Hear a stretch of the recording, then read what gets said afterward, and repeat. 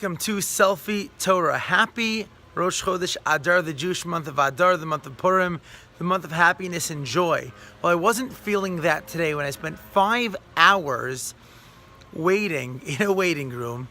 It was an unbelievably painful experience, and I was waiting and my phone had barely any battery. It eventually did die. So while I was there, I did have a pen and a paper, and I wrote this poem I want to share with you today and perhaps learn something from it. Here we go, my poem of waiting. And note, in a very Poe-like manner, I think, it starts off kind of calm and it gets a little bit crazy at the end because that's how I was feeling, just waiting.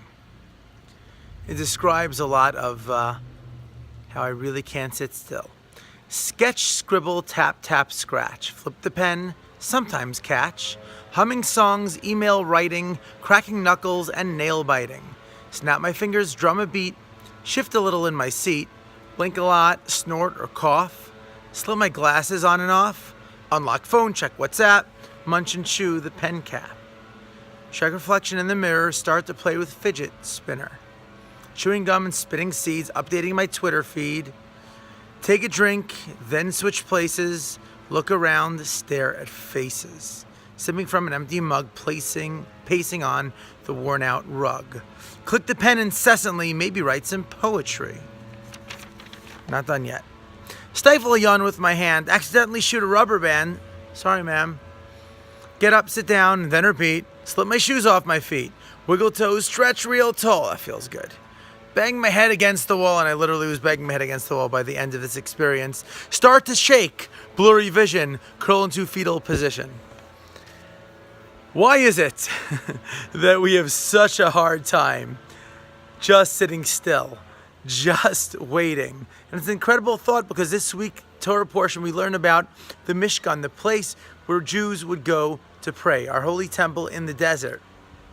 And a synagogue, though we have Kiddush and we are friendly, but it's not a social place, not meant to be a social place.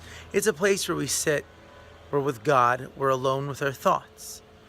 And that's something that we, and I personally, am very, very unaccustomed to. We're always interacting, always doing something, always accomplishing.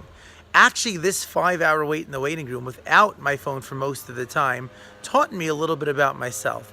Taught me that when I am left without the technology and without people to interact with, I will find a way to keep myself occupied, to be productive. Actually drew pictures. I wrote, if you see the Instagram Shabbat Shalom I did today, and I'll be posting this poem on Tumblr as well and putting a link to it in the comments. Sometimes maybe just stop, think, do nothing for 10 minutes, half hour. See how you feel. See if it drives you nuts like it might drive me nuts.